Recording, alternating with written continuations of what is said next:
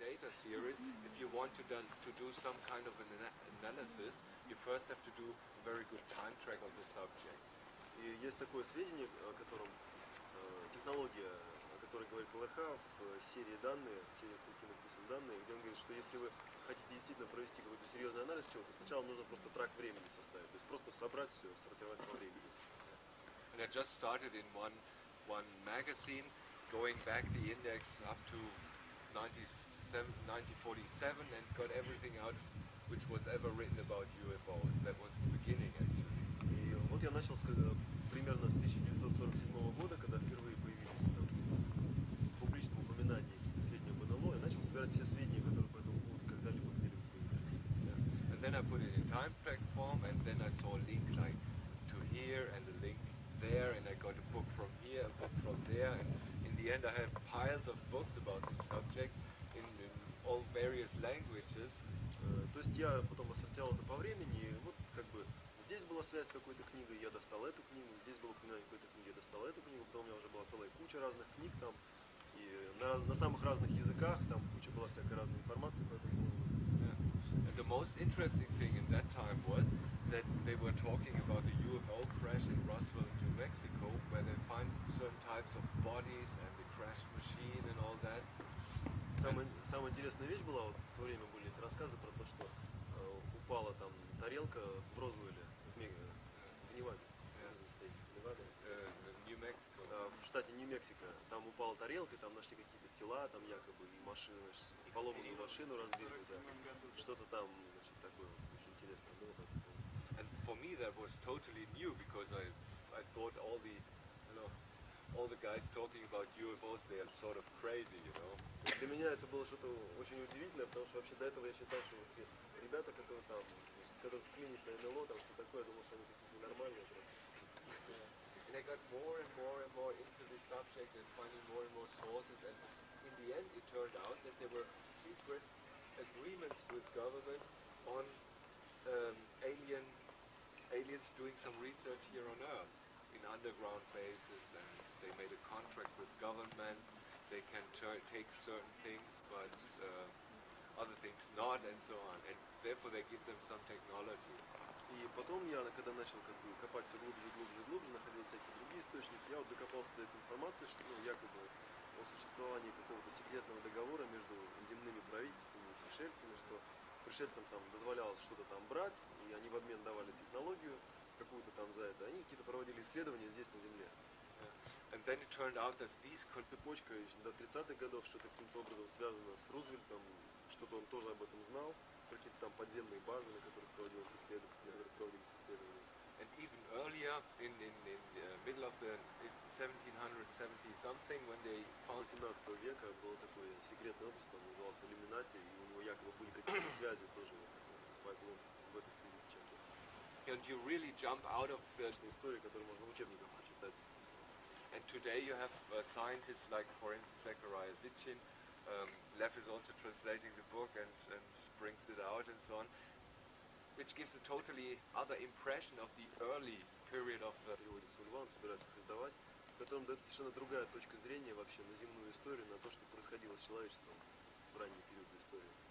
A couple of years ago they were thinking, well, there was so, and then they came up with these heads or the skeleton of the Neanderthal, and now they found out, well, it's also not a direct connection to modern mankind, there must have been something else. And the data which explains that we had already now for over 5, 6, 7 years, and now they come out with it. Ну, на самом деле, если пару лет назад бы об этом зашел разговор, то как бы было все очень просто. Там был Дарвин, он придумал теорию эволюции, он утверждал, что человек это современная обезьяна, ничего там сложного особенно нет. Потом они стали находить всякие скелеты, как бы нифига, вот были какие-то пропущенные звенья, все время как бы, нельзя было доказать, что человек действительно все-таки обезьяна. И потом начали появляться сведения, что все-таки человек не обезьяна, что-то есть еще. Вот. И потом начали другие появляться разного рода данные, и сейчас уже как бы ну, типа Захария Сичин, допустим, и как бы сейчас уже это далеко не общепринятая точка зрения, что человек это обезьяна. I also brought one video which... Интервью с Бобом Лазаром. Боб Лазар был инженером, он работал в этом районе 51, где упала тарелка. он работал над программой инженерного воспроизведения этой тарелки, то есть у них была машина, они пытались как бы понять, как она построена, и вот они ее разбирали, там, собирали, экспериментировали, значит, с ней. And he was saying, Интересную вещь, что вот эти вот пришельцы, они, маленькие серые пришельцы вот такого роста, они рассматривали на самом деле человека как своего рода контейнер. Правда, он не понял, для чего этот контейнер, но вот у них было такое отношение. and now of course we know that it means they contain the spiritual beings И духовное существо. and all that stuff, you know. It was totally fascinating to investigate this, and for me it was also I had lots of wins doing that myself, you know, digging myself into it and Знаете, у меня было очень много побед, у меня было очень много озарений разного рода, когда я вот закапывался в это, там, пытался выяснить какие-то связи. Это было очень здорово. Обучение, то есть за этот миллиард лет мы очень много чему научились на самом деле. and now we are Мы уже гораздо мудрее, чем мы были в начале, не такие глупые, потому что у нас есть опыт. and with the others Дальше что такое рассказать, они просто начинают как бы стеной закрываться they don't, на них. because if you see that from the implanter side, they do something very bad to people, but they do not want to have the effect of it. Потому что если, например, взять имплантера, как бы у него такое намерение, он хочет делать что-то с людьми, но он ни в коем случае не хочет допустить, чтобы с ним что-то могли сделать. So actually, so they are stuck way back, maybe where we began, the old Freemason groups, or even some alien races have cognitions of that. То есть вот у них такого рода осознание как бы произошло там вот в разных секретных обществ, типа масонов или иллюминати, даже в принципе каких-то вот рас пришельцев такое вот осознание начало возникать, что они долгое время вели игру, но они как бы не развивались все это время, и сейчас их опередили. Especially these Про серых пришельцев, которые тут вот на Земле делают какие-то там эксперименты, вот находят там каких-то порезанных коров в пустыне, все такое, они над людьми какие-то эксперименты проводят. На самом деле они как бы вымирающая раса, не только в смысле тела, но и в смысле духа тоже. So we have Долгое время как бы встали над нами, подавляли нас, а сейчас как бы мы все это время росли, поднимались, и вот сейчас ситуация начинает уже меняться в другую сторону. А как они могут вымереть, если это дух? How they could die with their spirits. well degrade. Просто в духовном смысле. Ну, это на шкале тонов хорошо видно. It's showing because Yeah, right.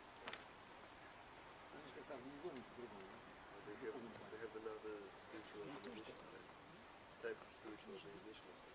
Where? Those aliens. Oh yeah, maybe, I don't know. Те, которые натыкался, что говорят, что у них есть какой-то, у этих пришельцев есть какой-то коллективный ум, что у них была такая идея, что вот мы можем как бы всю нашу расу организовать в какой-то такой огромный гигантский компьютер, он будет там с ним работать, синхронизированный. Да, да.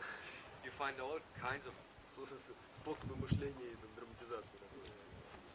because we also get more and more people who create the future and they are no longer willing to be effect of the future or what others say is the future. you Потому know? что как бы появляется все больше и больше людей, которые сами способны создавать будущее, они уже больше не являются следствием предсказаний каких-то там других людей о том, каким оно должно быть.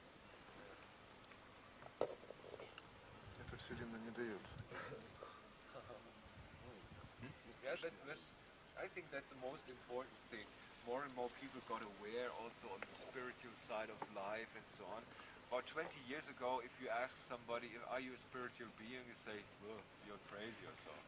Он говорит, что ну, еще как бы важный фактор такой, что все больше и больше людей начинают осознавать все эти вещи, связанные с духом и все такое. Потому что, например, если лет 20 назад бы подошли кого-то спросили, как ты думаешь, это духовное существо или нет, он бы не сказал, что нормально. Особенно в Советском Союзе.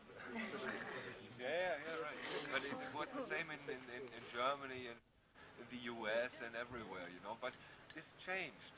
This swapped over into some kind of another frame of mind where people get together and doing conferences, discussing these things like mental healing, what this is all about, and get information from all over the world, and they're getting quite enthusiastic on it. Mental spiritual healing. Он говорит, что на самом деле примерно такая же ситуация была в начале в Германии, в Штатах, во Франции, то есть то же самое. Но потом как-то люди начали объединяться, какие-то дискуссии, конференции, там, про всякие там духовное целительство, там такие вот подобные вещи, то есть где уже точка зрения о том, на то, что не духовные существа уже не преобладают. There was some sort of a breakthrough from the experience oneself as just a meat body, you know, just a meat ball or whatever, and Ricoh recognizing the own spiritual beingness. То есть был даже как бы своего рода такой прорыв, когда люди перестали вот себя вот осознавать как нечто, ну как мясо, как тело, и начали осознавать себя как нечто духовное. And I think this is the biggest advance we had in the last 10 or 20 years. Я думаю, что это самое большое достижение, которое произошло на этой планете в последние 10 или 20 лет. It's not the technical side that we are able to fly to the moon or building better cars or whatever. It's just it's the awareness of the people which grew. То есть главное достижение это не то, что там мы на Луну слетали, или там автомобили стали крутые там производить, а суть именно в том, что люди как-то выросли и начали, у них очень сильно вырос уровень самоосознания. And those people create totally different future than people who grow up in some kind of a dictatorship or so, where they are suppressed. И такие люди, они способны создать совершенно другое будущее, не такое будущее, которое, допустим, создали бы люди, которые выросли в условиях там какого-то диктаторства, подавления. It's a good thing. И это хорошо.